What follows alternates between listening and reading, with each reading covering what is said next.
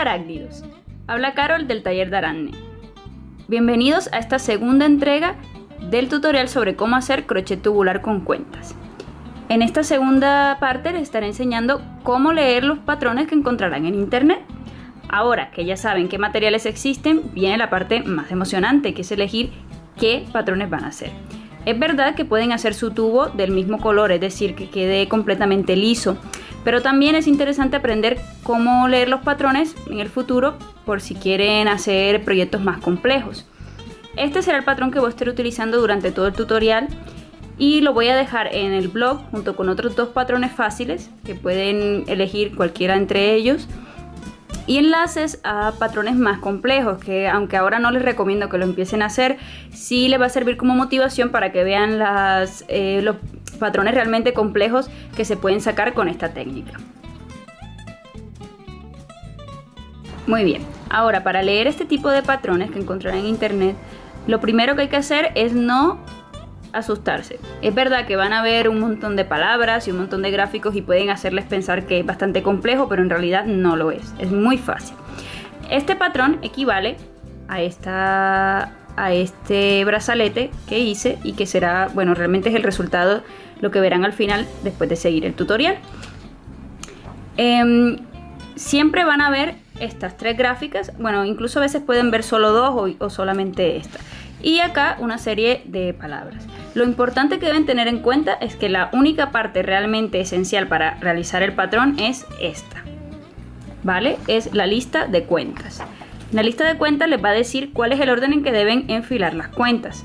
Debe empezar siempre por arriba hacia abajo y siempre de izquierda a derecha. Aquí, como es un patrón muy sencillo, solamente hay una columna, pero en los patrones más complejos las columnas pueden llenar toda esta parte. Entonces es importante saber que siempre es de izquierda a derecha y de arriba a abajo. Entonces, en este caso sabemos que lo primero que hay que hacer es meter dos blancas, una negra, una roja y dos blancas, y así repitiéndose siempre.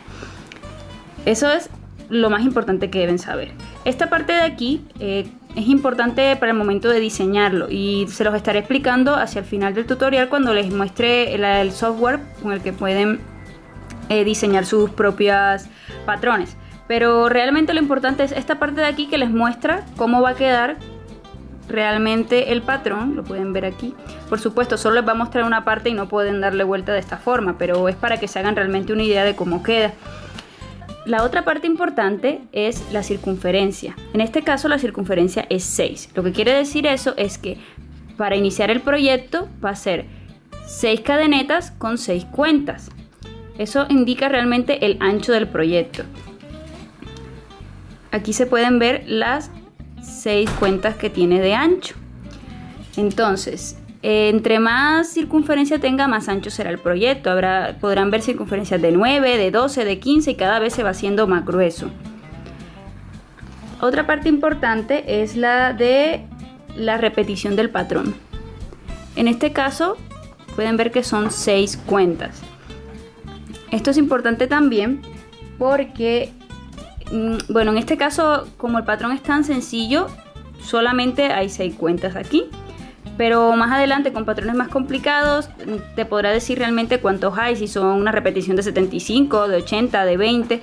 En este caso realmente no es tan importante y es algo que es más bien importante para tenerlo en mente, pero no para empezar el proyecto. Sí, para empezar el proyecto lo importante es saber que hay que seguir esta lista de cuentas y que hay que saber con cuántas vamos a empezar. Es decir, en este caso con 6. Pueden ver aquí cómo queda.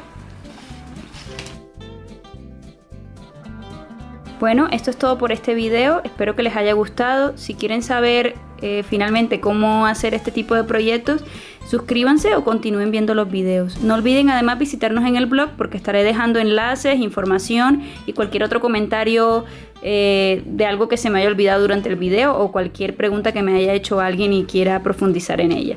Entonces nos vemos en el siguiente video para la parte 3.